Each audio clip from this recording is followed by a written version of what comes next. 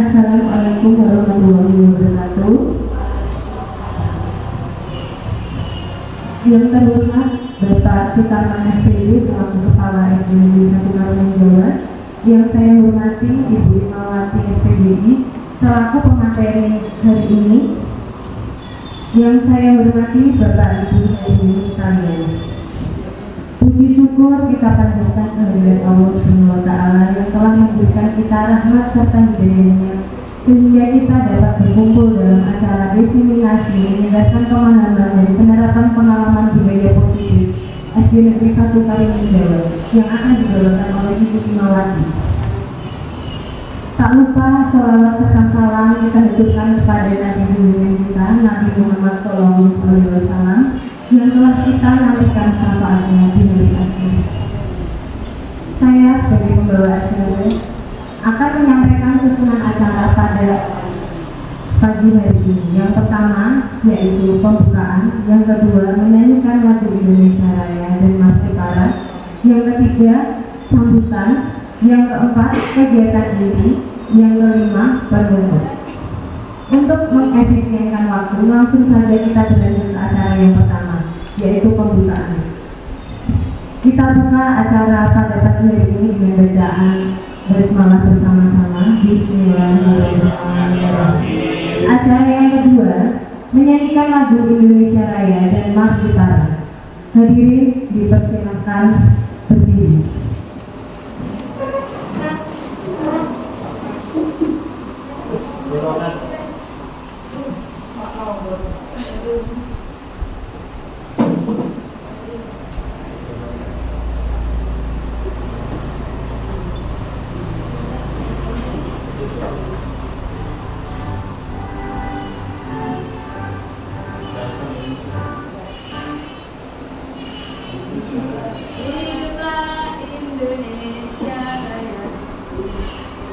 Indonesia tanah airku, tanah tumpah darahku. Di sanalah aku berdiri, jadi pandu ibuku. Indonesia kebangsaanku, bangsa dan tanah. Marilah kita berseru, Indonesia bersatu. Hiduplah tanahku, hiduplah negeriku, bangsaku, rakyatku semuanya. Bangunlah jiwanya, bangunlah badannya untuk Indonesia. Indonesia Raya, merdeka, merdeka, tanahku, negeriku yang ku cinta. Indonesia Raya, merdeka, merdeka, hiduplah Indonesia Raya. Indonesia Raya, merdeka, merdeka, tanahku, negeriku yang ku cinta. Indonesia Raya, merdeka, merdeka, hiduplah Indonesia Raya.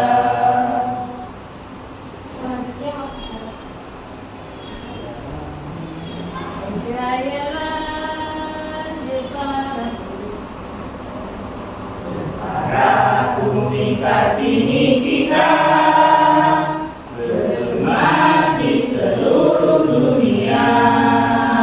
Seni ukir dan potensi pariwisatanya indah dan mempesona.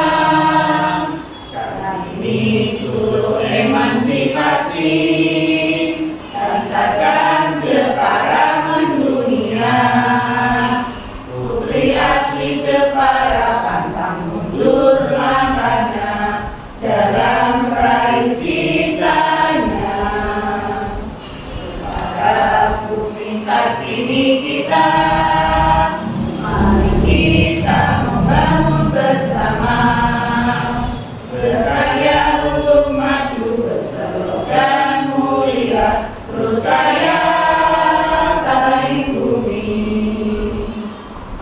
Mari tingkatkan karya karsamu, jadikan Jepara terus maju. Wujud nyatakan pengabdianmu, jayalah Jeparaku. Mari bersama bergandeng tangan, kita bersatu bangun negeri. Satukan langkah, bersatu padu, jayalah Jeparaku.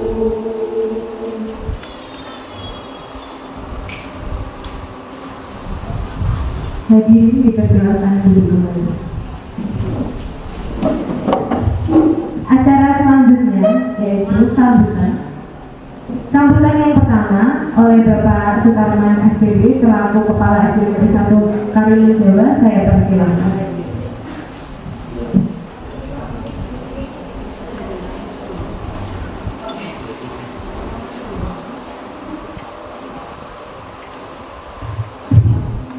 Assalamualaikum warahmatullahi wabarakatuh. Alhamdulillah,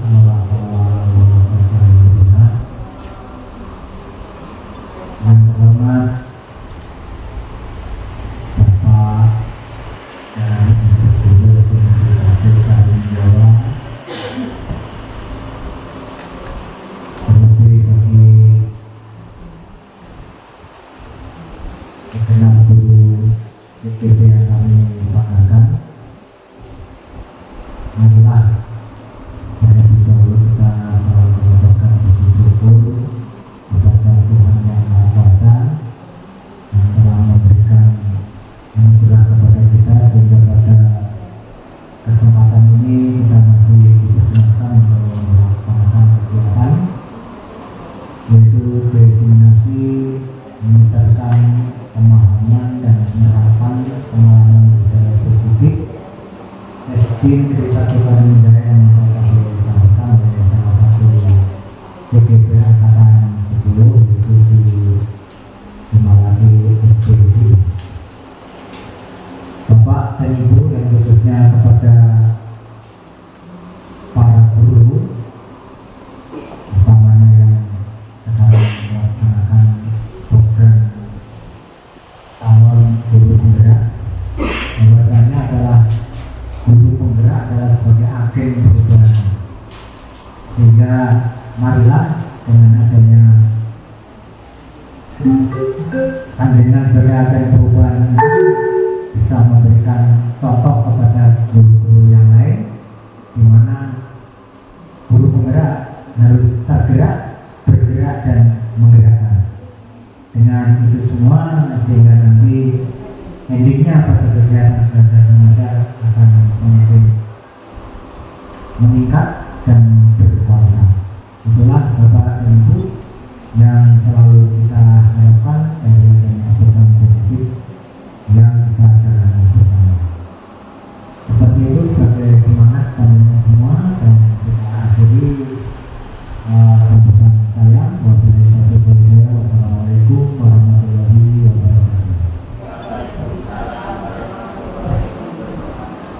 Terima kasih atas sambutan yang telah diberikan oleh Bapak Sutarman. Acara selanjutnya yaitu acara inti. Untuk Ibu Imawati, saya persilahkan menyampaikan materi.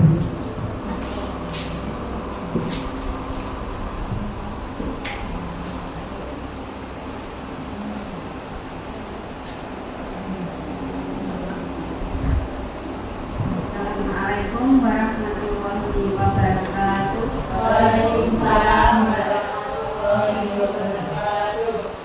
Yang terhormat Bapak Kepala Sekolah SD Negeri 1 Karimun Jawa, Bapak Utama dan rekan-rekan guru. Pertama-tama marilah kita panjatkan puji syukur kehadirat Allah Subhanahu wa Ta'ala, di mana dengan rahmatnya kita bisa melaksanakan diseminasi penyebaran pemahaman dan pengetahuan pengalaman budaya positif. Salawat dan salam tidak lupa kita haturkan kepada junjungan kita Nabi besar Muhammad SAW yang kita tunggu syafaatnya di yaumul akhir nanti. Saya berada di sini bukan karena saya lebih tahu ya, tapi kita belajar bersama dan saya mendapat tugas sebagai CGP untuk melaksanakan diseminasi budaya positif di satu kali.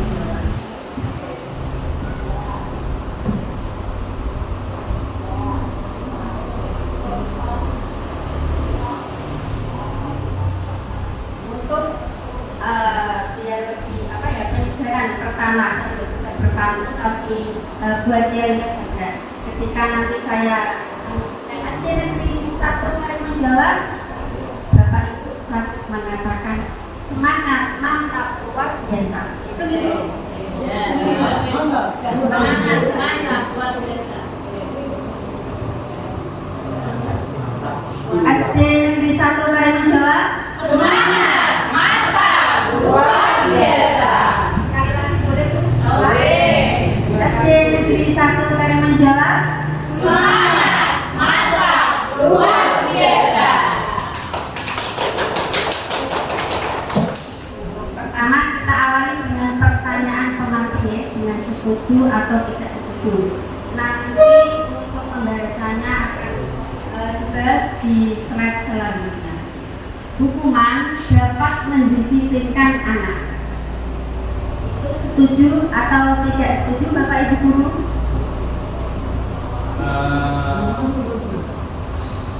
Setuju. Ya, setuju boleh, tidak setuju boleh. Kedua, pemberian hukuman dengan hal positif seperti membaca atau membersihkan halaman sekolah dapat meningkatkan disiplin anak. Setuju. Memberikan penghargaan dapat meningkatkan motivasi belajar anak.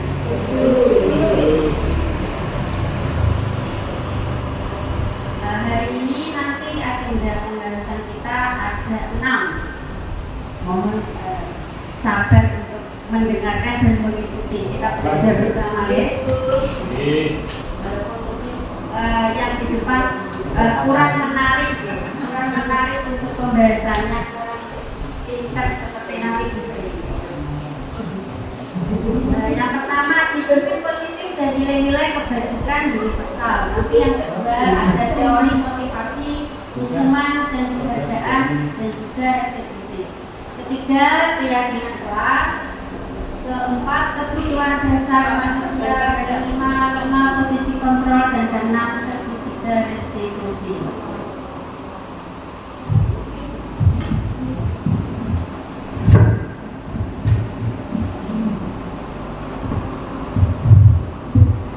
Disiplin positif dan nilai-nilai kebajikan universal. Pembahasan kita yang pertama tentang disiplin positif dan nilai-nilai kebajikan universal. Apa yang kita bahas di sini yaitu perubahan paradigma. Nanti saya akan meminta siapa ya, Pak Bayu dan Bu Ani untuk mempraktekkan terjadinya perubahan paradigma atau tidak. Nanti ada Bu Ani dan Pak Bayu memegang suatu kertas yang ditulis di monggo terserah apa itu yang sekiranya nanti kalau yang memegang itu mempertahankan apa yang digenggamnya. Monggo segera dilakukan. Pak Bayu boleh merayu, membujuk dan juga boleh apa ya? Merayu siapa? Yang merayu Pak Bayu. Ya. Bapakmu polisi ya?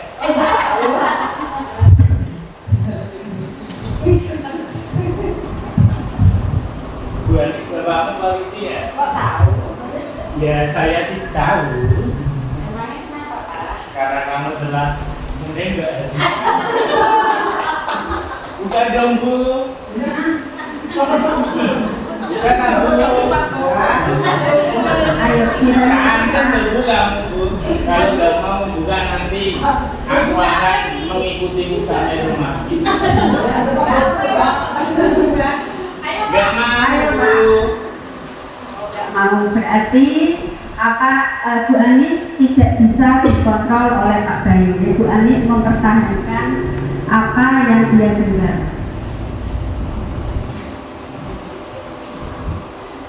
Pertahankan prinsipnya. Yang pertama, apakah Bu Ani membuka kepalan tangannya? Tidak. Yang kedua, mengapa dan alasan Bu Ani tidak mau membuka kepalan tangannya? Yang lain bukan pintar. Ini prinsip saya. Prinsipnya Bu Ani tidak mau dikontrol sama orang lain. Tidak mau dikontrol sama orang lain. Yang ketiga, dalam kegiatan ini sesungguhnya siapa yang memegang kendali atau kontrol untuk membuka atau menutup tangan Bu Ani? Dari Bu Ani sendiri yang mempunyai kontrol untuk mau mempertahankan prinsipnya.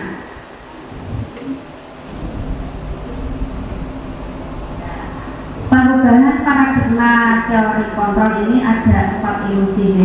Ilusi guru mengontrol murid. Pada dasarnya kita tidak dapat memaksa murid untuk berbuat sesuatu jika murid tersebut tidak mau melakukannya. Seperti terlihat mau, disuruh mau, tapi sebenarnya dia itu tidak dikontrol oleh kita. Dia mengontrol dirinya sendiri. Yang kedua, ilusi kontrol, ilusi gampang kritik dan membuat orang merasa bersalah dapat menguatkan karakter. Menggunakan kritik dan rasa bersalah untuk mengontrol murid akan membuat murid menuju pada identitas gagal.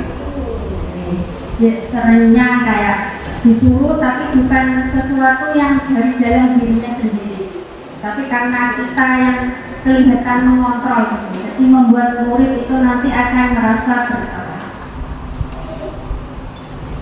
Perubahan paradigma yang ketiga yaitu bahwa semua penguatan positif, efektif dan bermanfaat.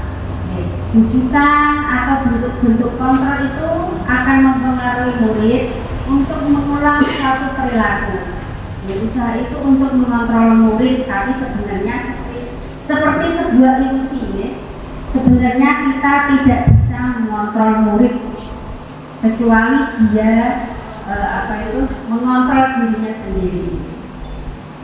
Semua hanya ilusi, seperti kita yang berbuat, kita yang mengontrol, tapi itu hanya ilusi.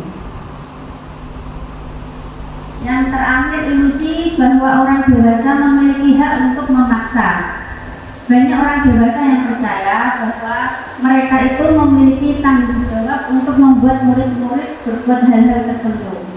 Perilaku memaksa tidak akan efektif kalau kita memaksa anak yang bukan timbul dari dirinya sendiri, itu tidak akan berjangka panjang. Mereka melakukannya karena mungkin karena ada kita, atau mungkin karena mereka takut, seperti tidak boleh itu terlambat masuk sekolah. Itu kalau tidak keluar dari dalam dirinya sendiri, itu tidak akan berjangka panjang. Sering telat, akan diulang-ulang terus. Siapa sesungguhnya yang memiliki kontrol? Yang memiliki kontrol itu bisa dilihat dari stimulus respon dan teori kontrolnya, yaitu perilaku guru dilihat sebagai suatu kesalahan. Padahal nggak semua hal itu mungkin terlihat buruk, mungkin di mata kita, di mata kita saja. Mungkin kita juga perlu mencari tujuannya dia melakukan itu. Saya bisa mengontrol orang lain. Menurut teori kontrolnya, Anda tidak bisa mengontrol orang lain. Pemaksaan ada pada saat rujukan gagal. Kalau tidak mau diikuti, biasanya anak-anak itu dipaksa. Kalau tidak mau mengikuti aturan kita, kolaborasi dan konsensus menciptakan pilihan-pilihan baru. Terus model berpikir menang kalah, dan teori kontrolnya adalah model berpikir menang. Apakah makna disiplin? Berasal dari bahasa Latin disciplina yang artinya belajar. Disiplin diri membuat orang menggali potensinya menuju sebuah tujuan dan apa yang dia hargai. Namun, dalam budaya kita, makna disiplin telah berubah menjadi sesuatu yang dilakukan seseorang pada orang lain agar dia patuh. Kita mendisiplinkan anak-anak kita itu supaya dia patuh, seperti itu.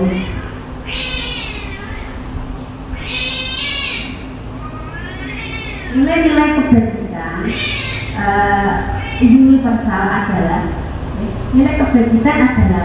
sifat-sifat positif manusia yang merupakan tujuan mulia yang ingin dicapai setiap individu. Nilai-nilai tersebut bersifat universal dan lintas bahasa, suku, bangsa, agama maupun latar belakang. Itu menurut Dr. William. Dengan mengaitkan nilai-nilai kebajikan yang diyakini seseorang, maka motivasi intrinsiknya akan terbangun, sehingga menggerakkan motivasi dari dalam untuk dapat mencapai tujuan mulia yang diinginkan. Sekarang sampai pada teori motivasi, hukuman, penghargaan, dan restitusi. Teori motivasi perilaku manusia itu berasal dari dua hal, motivasi eksternal dan motivasi internal. Motivasi eksternal biasanya yang dari luar itu untuk menghindari ketidaknyamanan hukuman. Biasanya dilakukan itu bukan karena takut anak-anak takut telat, takut terlambat, takut tidak mengerjakan PR karena takut nanti dihukum atau disuruh menulis. Biasanya disuruh kalau tidak menulis kalau agama itu tak suruh menulis mungkin di buku 5 lembar ayat pendek seperti itu, karena mereka takut, mereka mengerjakan untuk mendapat imbalan dari orang lain, ya. Apa yang akan saya dapatkan apabila saya melakukannya, ya. Mungkin mereka melakukannya karena agar nanti mendapat pujian, oh anak yang rajin, anak melakukan sholat duha karena pengen dipuji jadi anak yang soleh, gitu. Seperti itu. Mereka bukan melakukan karena dari dalam diri mereka sendiri. Motivasi yang dari dalam internal untuk menghargai diri sendiri. Saya akan menjadi orang yang seperti apa bila saya melakukannya. Mereka melakukannya karena motivasi dari dalam diri mereka sendiri, seperti melakukan sholat duhur berjamaah, sholat sunnah itu mereka melakukannya karena mereka ingin menjadi anak-anak yang soleh. Memang betul-betul bukan karena disuruh oleh Bu Lima atau disuruh guru-guru yang lain, karena kalau mereka tidak melakukannya mereka akan mendapat hukuman.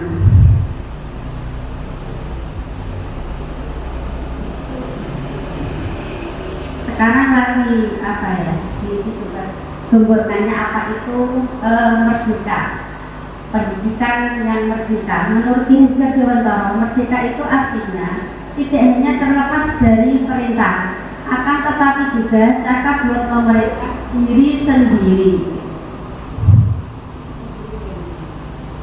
Tidak hanya disuruh-suruh sama gurunya, tapi dia melakukannya karena motivasi dari dalam dirinya sendiri. Ini seperti itu yang diharapkan oleh kurikulum merdeka. Dihukum oleh penghargaan, bahwa penghargaan berlaku sama dengan hukuman dalam arti meminta atau membujuk seseorang melakukan sesuatu untuk memenuhi suatu tujuan tertentu dari orang yang meminta atau membujuk. Dorongan eksternal dan akan ada faktor ketergantungan. Dihukum oleh penghargaan ini bisa pengaruh jangka pendek, jangka panjang, bisa penghargaan yang menghukum, penghargaan yang mengurangi ketepatan, dan penghargaan itu tidak efektif. Penghargaan juga bisa merusak hubungan. Ya. Penghargaan itu bisa sebuah hadiah, ya baik, tapi kalau dilakukan secara terus-menerus juga tidak baik. Jadi mereka akan menjadi anak-anak yang tergantung dengan hadiah seperti itu. Bagaimana kalau kita tepuk semangat dulu ya? Kayaknya sudah mulai lelah mendengarkan ceramah atau apa ini?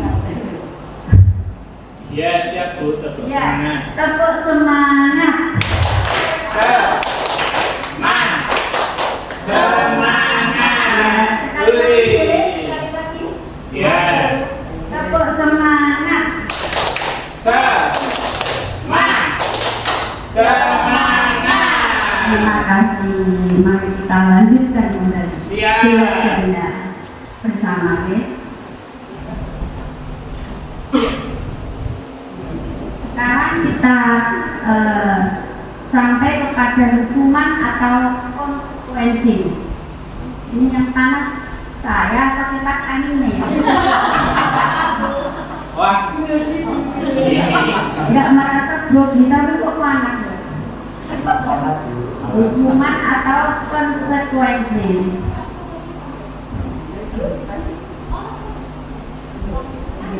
Nanti kita bisa menjawab bersama-sama bareng. Saya juga belajar Siap. mencatat 100 kali di dalam buku kalimat saya tidak akan terlambat lagi karena terlambat sekolah. Itu termasuk hukuman atau konsekuensi? Hukuman. Nanti untuk jawabannya bisa dilihat di slide selanjutnya. Siap. Lari mengelilingi lapangan basket 2 kali karena terlambat hadir di sekolah. Itu hukuman atau konsekuensi? Hukuman. Murid diminta untuk push up 15 kali karena tidak menggunakan masker ke sekolah. Ini waktu pandemi ya. Hukuman. Keempat, menggantikan kertas tugas teman yang telah dicoret-coret. Konsekuensi, membersihkan tumpahan air di meja tulis karena tersenggol pada saat belajar. Murid disuruh untuk menggunakan sepatu seharian di sekolah karena tidak mengenakan sepatu hitam. Lari mengelilingi lapangan basket 2 kali karena terlambat untuk pelajaran PJOK, termasuk konsekuensi hukuman. Dan terserah mau dengan kita ada di sini. Jawabannya ada di sini tadi. Yang bisa dicocokkan sendiri tadi yang menjawab hukuman apa ya? Yang mencatat PJOK konsekuensi bukan hukuman. Murid disuruh untuk menggunakan sepatu hukuman. Membersihkan mungkin ini terlihat karena apa ya? Ini karena PJOK mungkin ya. Kalau seandainya guru agama menyuruh dia tidak mengerjakan PR terus menyuruh apa ya, lari, itu termasuk hukuman atau konsekuensi? Iya, kalau itu hukuman. Agama suruh puasa. Suruh puasa nanti jadi wajib, Pak. Perbedaan hukuman dan konsekuensi. Hukuman itu sesuatu yang menyakitkan dan harus terjadi.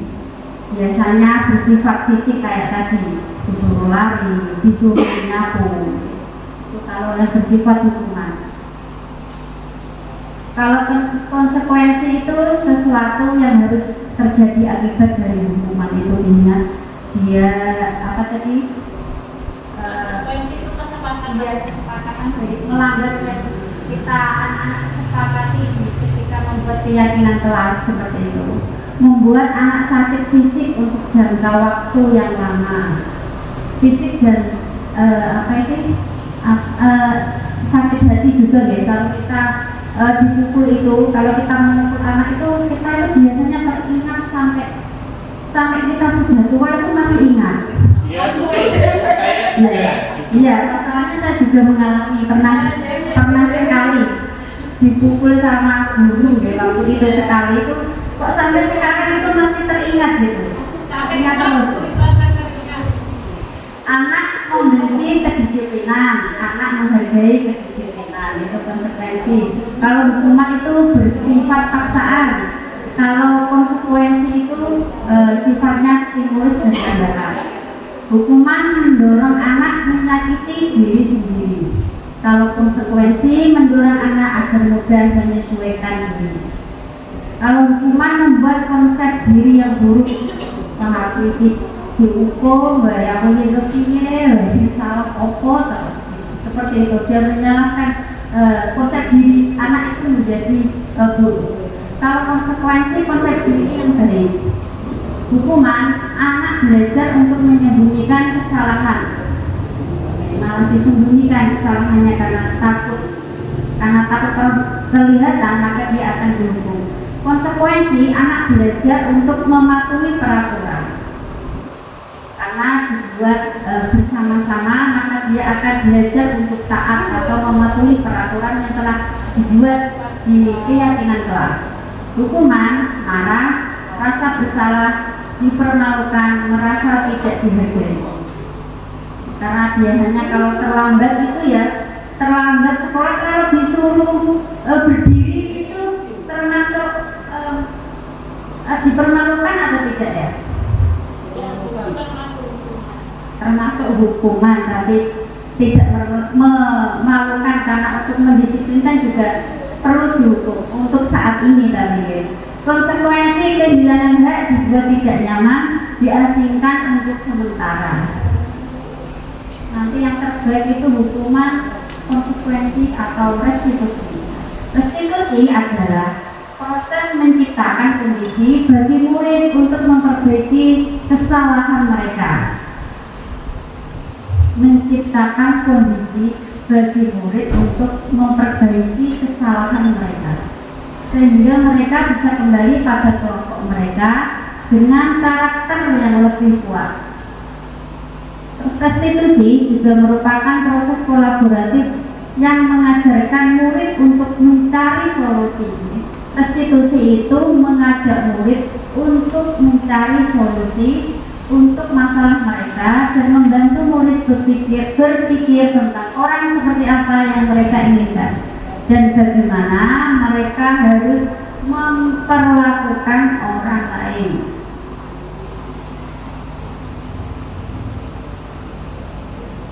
Selanjutnya kita akan mengenali ciri-ciri restitusi.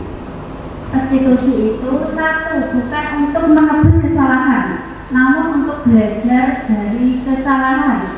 Kedua, memperbaiki hubungan. Ketiga, tawaran, bukan dipaksa anak-anak kita ya. Keempat, untuk melihat ke dalam diri, apa yang salah, apa yang kurang, apa yang perlu dipahami. Anak-anak kita dorong untuk menemukannya. 5, mencari kebutuhan dasar yang mendasari tindakan. Keenam, restitusi diri adalah cara yang paling baik. Ketujuh, restitusi fokus pada karakter, bukan tindakan. 8, fokus pada solusi. Dan 9, mengembalikan murid yang berbuat salah pada kelompoknya.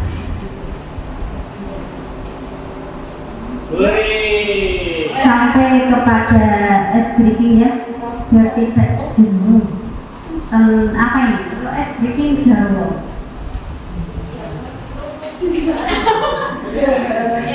Nanti kalau saya bilang, kalau saya mengatakan Jawa, itu kalian mengikuti sesuai perintah. Tapi kalau saya katakan Kak Jarwo, berarti jangan diikuti. Contoh, Jarwo pegang telinga, ya kita pegang telinga.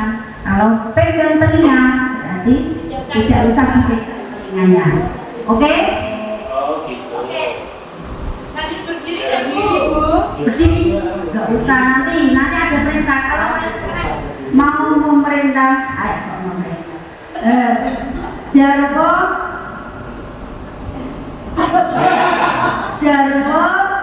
berdiri.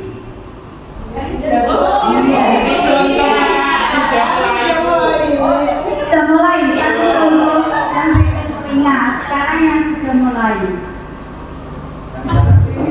Kita diskualifikasi. Aku sudah berdiri. Jarwo duduk.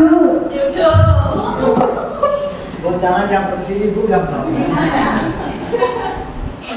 Jarwo memegang kepala. Iya, terus betul.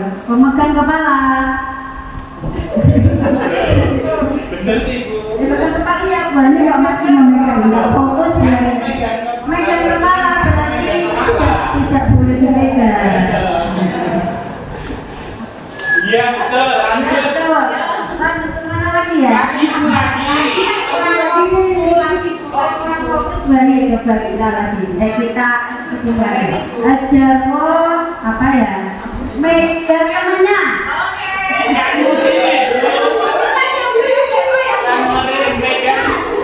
Pegang snacknya. Kalau bukan snack nanti makan terus Pak. Sekarang apa lagi yuk? Oh iya, sudah. Sudah ya? Ya. Berarti lepaskan pegang temennya. Kalau pakai jarum nanti jadinya pegang terus. Iya, iya, iya. Sulit ya memahami wanita.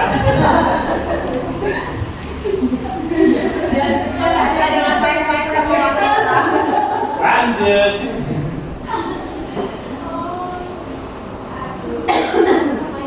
Berarti pakai Jarwo sekarang. Saya Bu. Mau tahu pakai Jarwo.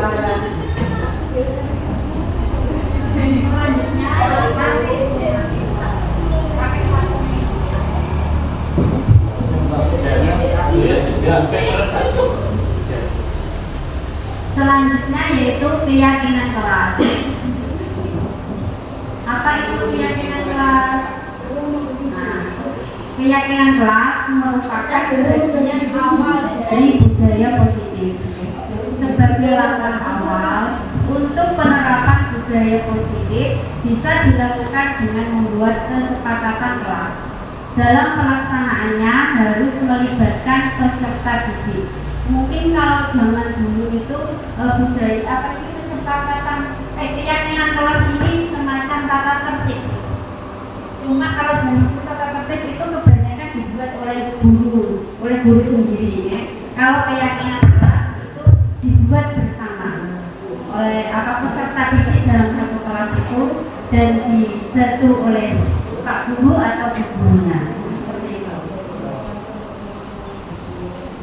Pengertian keyakinan kelas, keyakinan bersama yang berisi nilai-nilai yang dikerjakan. Kemudian dengan sadar dan tanpa paksaan disepakati oleh seluruh anggota kelas untuk menciptakan budaya positif di sekolah. Keyakinan kelas yang dibuat bersama dalam kelas biasanya kan berisi hal-hal yang positif seperti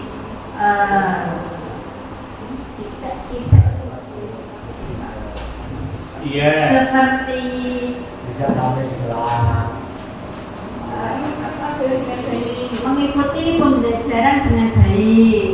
Terus ada lagi yang bisa mengganggu Anu Bu, menjaga kebersihan. menjaga kebersihan. Bisa tambah satu lagi, datang tepat waktu ya.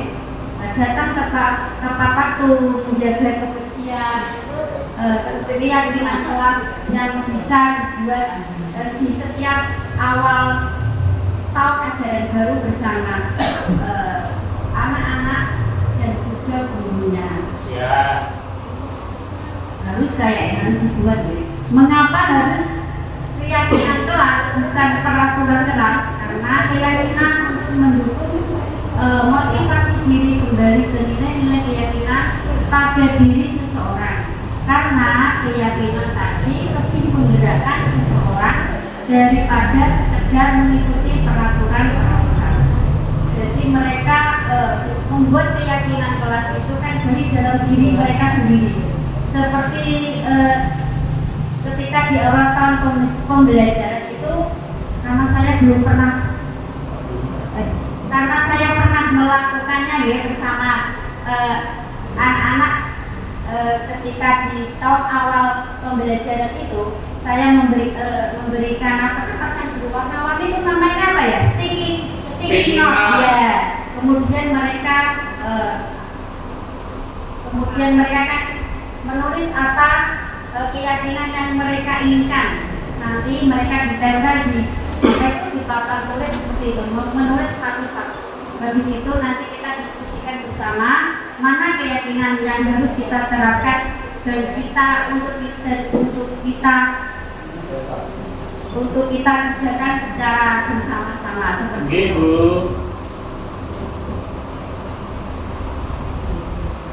Cara membuat keyakinan kelas.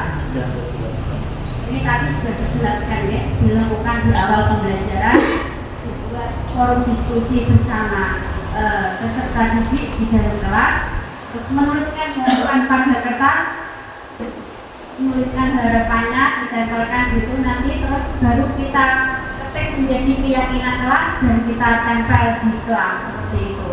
Siap. Nah, semoga bisa nanti kita lakukan bersama-sama ya, membuat keyakinan kelas. Oke, tidak.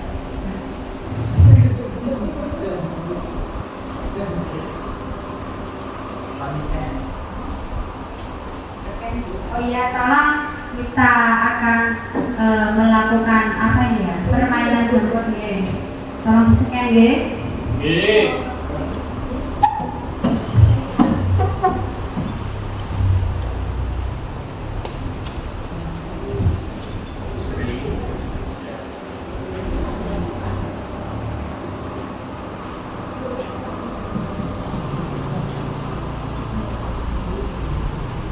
Sudah.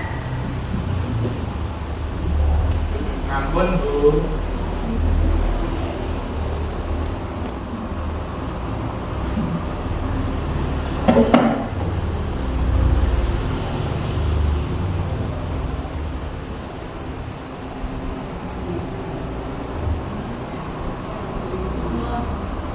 Izin bila tidak berangkat. Keyakinan kelas yang pertama. Terus ada yang lain. Iba menjaga kebersihan. Keyakinan kelas. Selain itu ada lagi.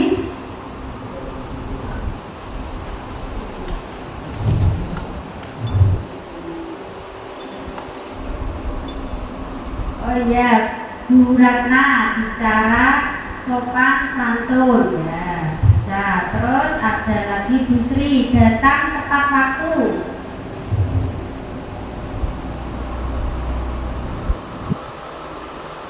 Mengerjakan piket sesuai jadwal.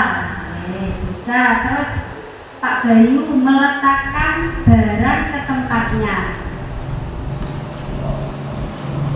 Kayaknya itu sudah cukup untuk mewakili contoh dalam membuat keyakinan kelas ya. Bisa nanti atau buang sampah pada tempatnya, bisa nanti juga dibuat bersama murid yang lainnya. Itu hanya contoh-contoh mengerjakan tiket dan lain-lain, mengerjakan tiket secara bersama-sama dan lain-lain ya.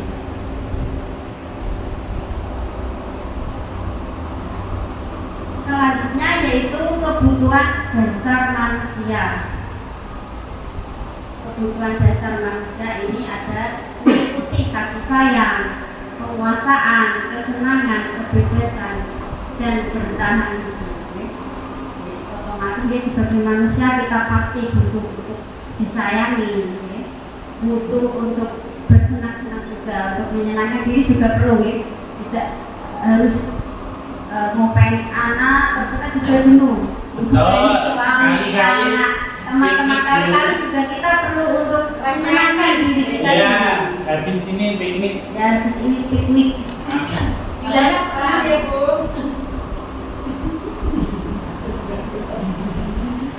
Kebutuhan bertahan hidup, ya. Kebutuhan yang bersifat fisiologis untuk bertahan hidup, misalnya kesehatan, rumah dan makanan. Ini sudah sesuatu yang otomatis kita butuh makan, kita butuh tempat tinggal, itu bukan yang ibaratnya bukan yang mewah ya. Apalagi yang paling penting juga kesehatan, karena makan, rumah itu menjadi sesuatu yang gak enak kalau kita tidak sehat fisik dan juga sehat mental, itu yang pertama ya.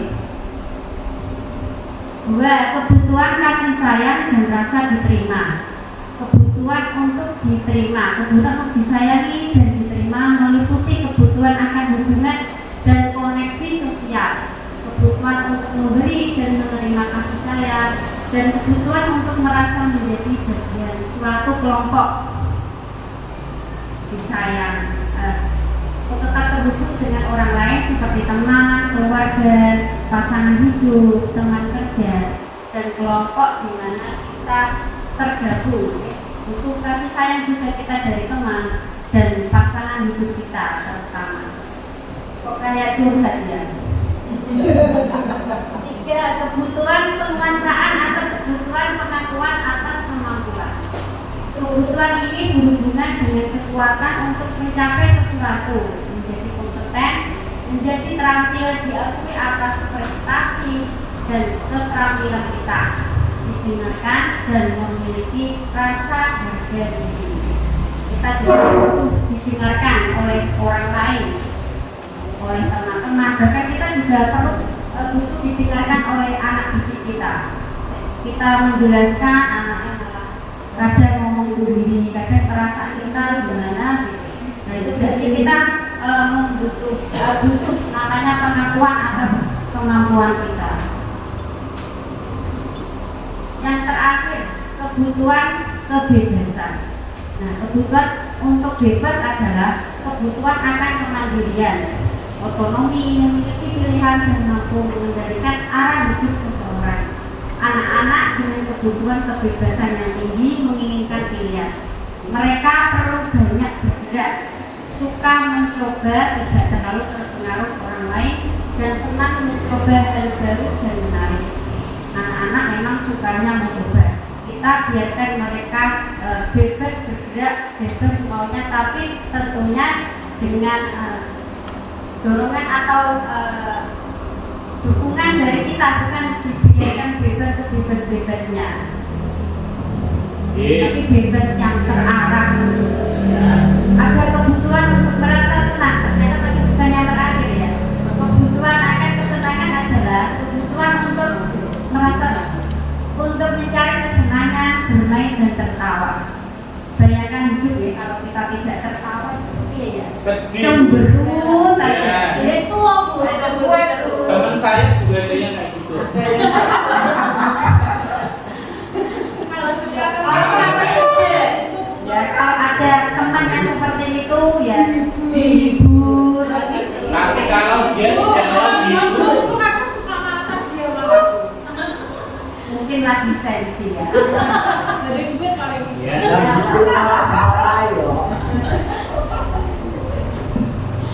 Nah, sampai kita pada 5 posisi kontrol. Posisi kontrol apa saja itu? Nah, sebagai pendukung, seorang pendukung bisa menggunakan dukungan fisik maupun verbal. Mengatakan bahwa sekolah memerlukan sistem atau alat yang dapat lebih menekan murid-murid lebih dalam lagi. Ini biasanya bersifat langsung ya. Membuat merasa bersalah. Pada posisi ini biasanya guru akan bersuara lebih lembut. Membuat rasa bersalah akan menggunakan keheningan yang membuat orang lain tidak nyaman, bersalah dan menyalahkan diri sendiri. Jadi rendah diri, seperti salah teman. Guru pada posisi ini tidak akan menyakiti murid, namun akan tetap berupaya mengontrol murid melalui persuasi untuk merayu, membujuk. Posisi teman pada guru bisa negatif ataupun positif. Nah, terus apalagi yang keempat dan kelima, pemantau. Berarti sukanya dia mengawasi, merasa dia itu bertanggung jawab atas tindakan murid-muridnya, tapi dia tidak bertanggung jawab. Biasanya berdasarkan pada peraturan dan konsekuensi. Nah, kita ya bertanggung jawab pada dirinya sendiri, bukan dia sebenarnya yang bertanggung jawab. Itu mungkin hanya ilusi. Manajer adalah posisi di mana guru berbuat sesuatu bersama murid, mempersilahkan murid mempertanggungjawabkan perilakunya, mendukung murid ya menemukan solusi dari apa yang telah dia dia mungkin melakukan suatu kesalahan, dan kita mengajak mendorong dia untuk menemukan solusi atas permasalahan dirinya sendiri. Nah, ini ada suatu cerita tentang nanti posisi kontrol apa yang telah dilakukan dalam cerita ini. Nanti kita akan belajar bersama-sama untuk menentukan posisi kontrol apa yang telah dilakukan kepala sekolah Ibu Suti. Nah, ini ceritanya tentang dua orang yang yang berkelahi, melakukan kontak fisik, menarik kemeja Anton dengan kasar, sampai kemudian kancingnya terlepas. Pada saat itu dilerai sama guru tiket dan diajak ke ruangan Ibu Suti. Ibu Suti itu kepala sekolah. Kemudian Bu Suti menenangkan kedua anak tersebut. Dino, sepertinya kamu saat ini sedang marah. Kemudian Dino curhat tentang kekesalan hatinya. Ibu Suti melanjutkan bahwa kesalahan itu kan hal manusiawi, bahwa mempertahankan diri juga merupakan hal penting. Namun Bu Suti meminta Dino memikirkan cara yang lebih efektif karena saat ini Dino berada di ruang kepala sekolah. Oh, aku tahu Bu. Gimana? Pasti manajernya kan Bu? Itu manajer atau enggak? Manajer sepertinya. Ya. Ya, Kita lihat di slide selanjutnya ya. Ya, betul Pak Bayu.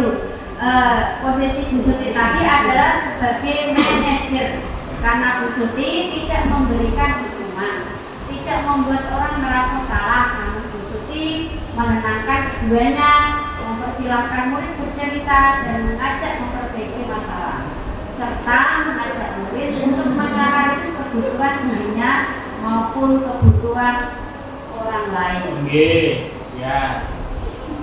Lanjut. Sekarang kita belajar bersama tentang segitiga restitusi.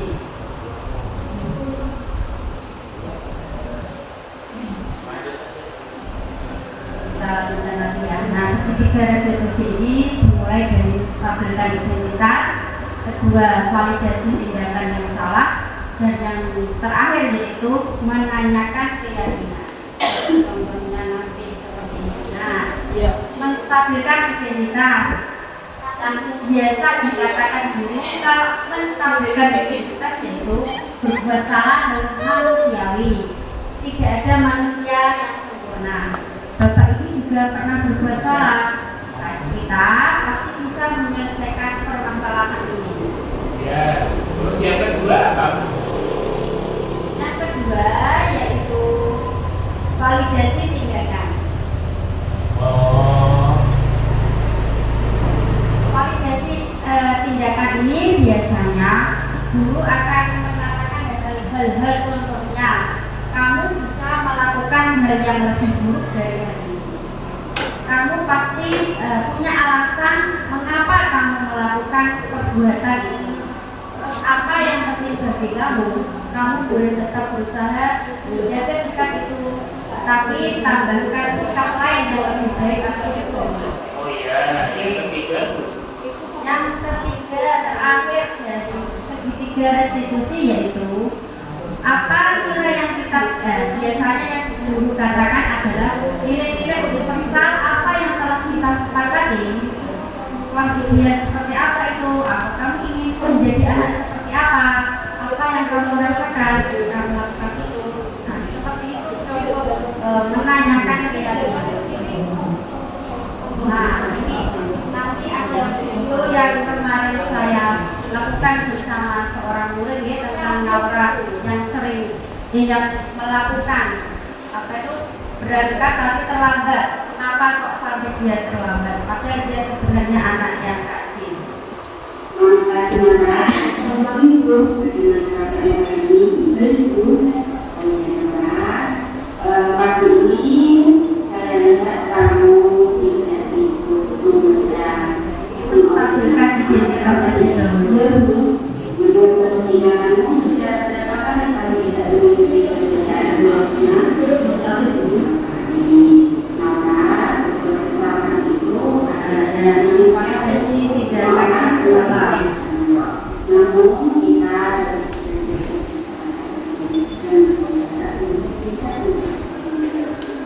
kita cari solusinya di sana ya. Maka datang ke kantor pasti punya alasan. Itu pengen tahu mengapa Naura datang ke kantor. Naura tahu tidak keyakinan kelas yang sudah kita buat? Tahu Bu. Apa itu? Datang tepat waktu Bu. Kalau terlambat datang ke sekolah sesuai dengan keyakinan kelas kita atau tidak? Tidak Bu. Menurut Naura, keyakinan kelas apa yang sedang Naura ada? Kedisiplinan Bu. Kedisiplinan itu penting atau tidak? Kenapa? Karena bisa mengerti waktu. Disiplin itu penting karena bisa mengerti waktu, mengerti orang lain mengenai keterpilihan.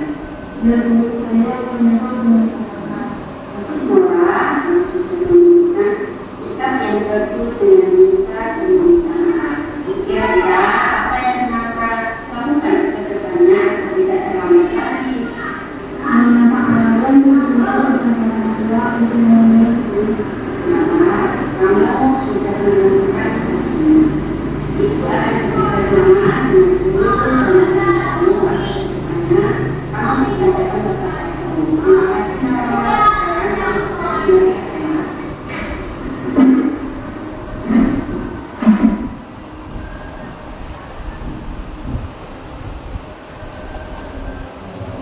Tadi adalah video tentang segitiga restitusi yang bisa kita buat contoh atau kita lakukan. Sekarang sampai pada tahun kabut. Kita bermain-main sebentar.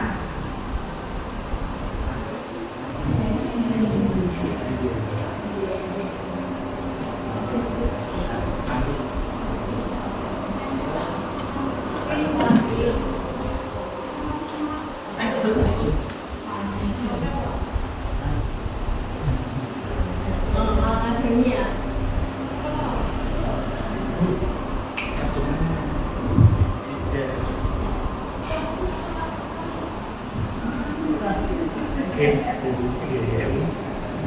sebagai evaluasi dari seksi. Sebagai evaluasi dari kita melakukan sudah semua? Belum.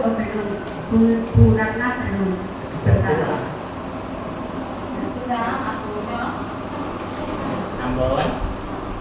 Tambon.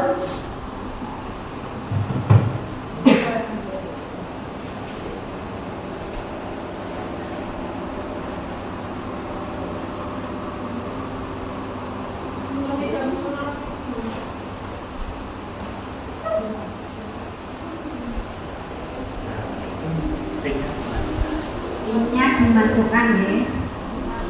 Ada yang butuh bantuan? 441 1423.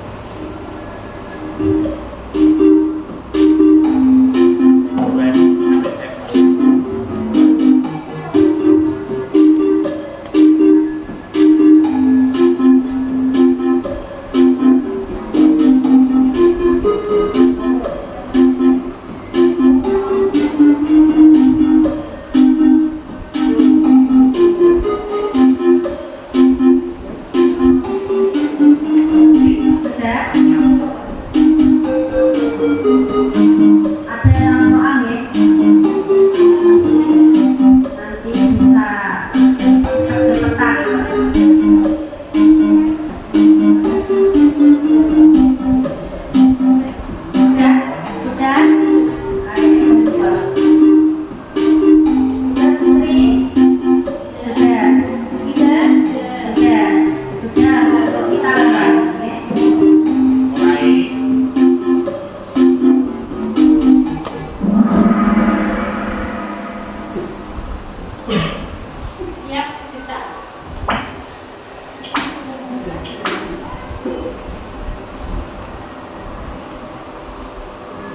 menggantikan kertas tugas teman yang telah dicoret-coret. Benar atau salah?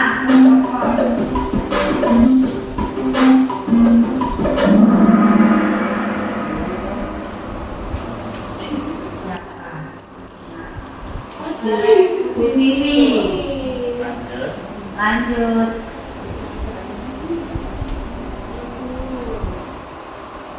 Yang termasuk inti budaya positif. Posisi kontrol, keyakinan, kontribusi, education, kebutuhan.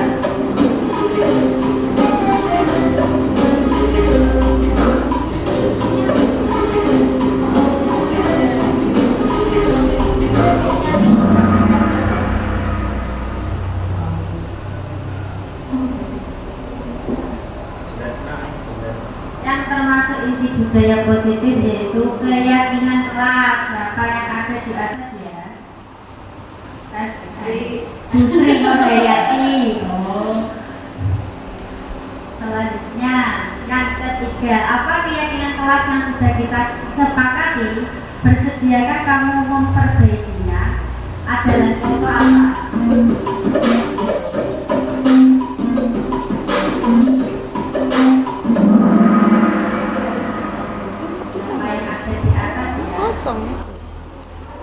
Gunana. Soal yang keempat, ayo Bapak Ibu. Yang termasuk posisi kontrol guru. Kontrol guru.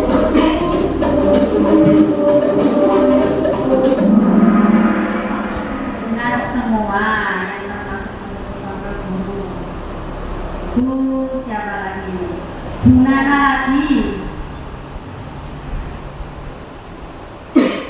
Keyakinan kelas melibatkan murid yang bisa membaca baca.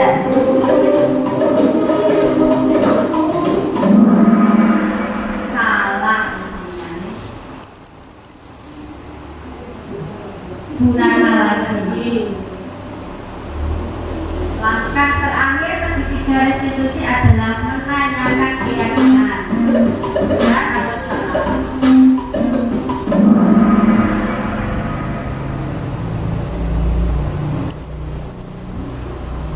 Gunana lagi. Masih soal terakhir, satu kali lagi ternyata. Manakah yang bukan termasuk dimensi profil pelajar Pancasila? Gotong royong, kebinekaan nasional, mandiri, dan bernalar kritis.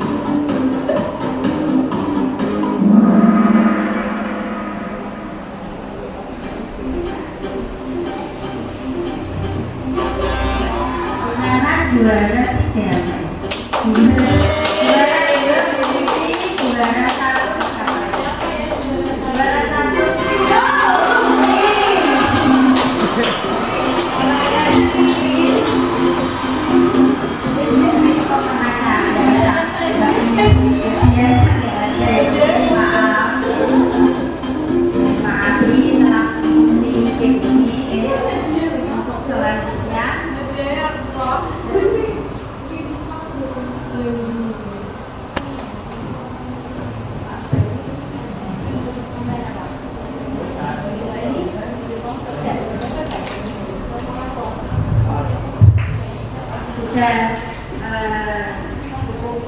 pemaparan materi hari ini.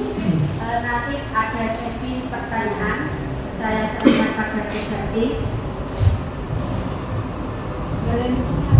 Terima kasih atas materi dan permainan yang sudah disampaikan oleh Bu Imawati.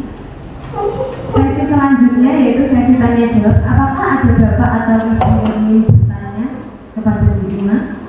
Saya Bu. Pak Bayu mau tanya Bu. Ya, monggo Pak Bayu. Boleh minta mic-nya Bu?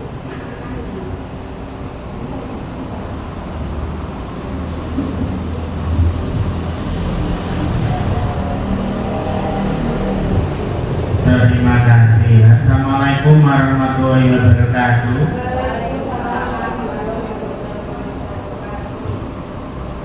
Ya, terima kasih. Saya sangat senang sekali Ibu dengan pemaparan jenengan. Jadi miskonsepsi yang selama ini membudaya di sekolah itu bisa terjawab. Oh ternyata selama ini kan ketika ada kasus di sekolah saya langsung memberikan hukuman gitu. Oh ternyata itu berdasarkan pemaparan jenengan ada prinsip yang lebih baik atau hal yang lebih baik, yaitu menggunakan segitiga restitusi dengan guru memposisikan diri sebagai manajer, yaitu tadi menuntut anak agar anak tersebut mampu mencari solusinya sendiri agar kedepannya ia lebih mandiri lagi dalam menangani masalahnya. Mantap sekali.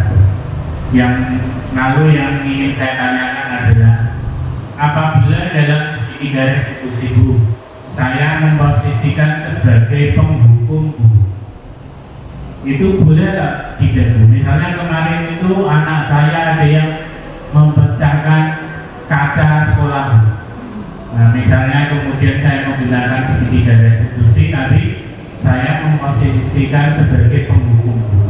Itu boleh atau tidak? Dan alasannya apa? Saya butuh pencerahan. Terima kasih. Wassalamualaikum warahmatullahi wabarakatuh.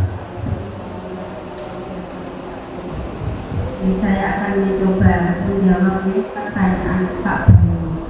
Kalau setelah kita belajar dari segitiga restitusi tadi, harusnya kita tidak boleh menghukum anak Pak. Ini seperti itu. Alasannya karena kita harus tidak boleh menghukum, tapi kita harus menuntun anak menemukan solusi dari permasalahan mereka. Oh gitu. Berarti kita tidak boleh memposisikan sebagai penghukum ya Bu, walaupun setelah kita belajar menggunakan segitiga restitusi. Mungkin dulu kita sebagai penghukum dan sekarang kita coba untuk merubah wacana itulah, tidak sebagai penghukum tapi sebagai manajer. Ya, saya ada pantun. Silakan. 1, 2 menyeberang kali. Mantap sekali. Terima kasih Bu.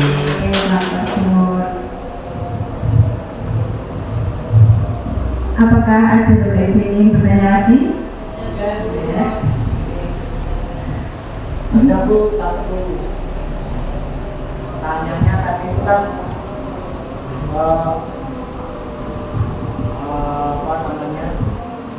ada tindakan itu yang dikatakan hukuman, tapi di sisi lain itu konsekuensi. Kok menjadi beda itu gimana ya? Contohnya tadi yang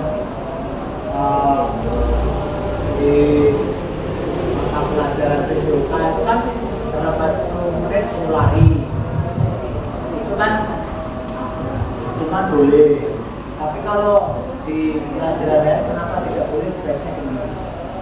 Karena di PJOK kan sesuai dengan mata pelajarannya itu Pak, berolahraga. Jadi diperbolehkan untuk berlari karena akan membuat anak semakin sehat.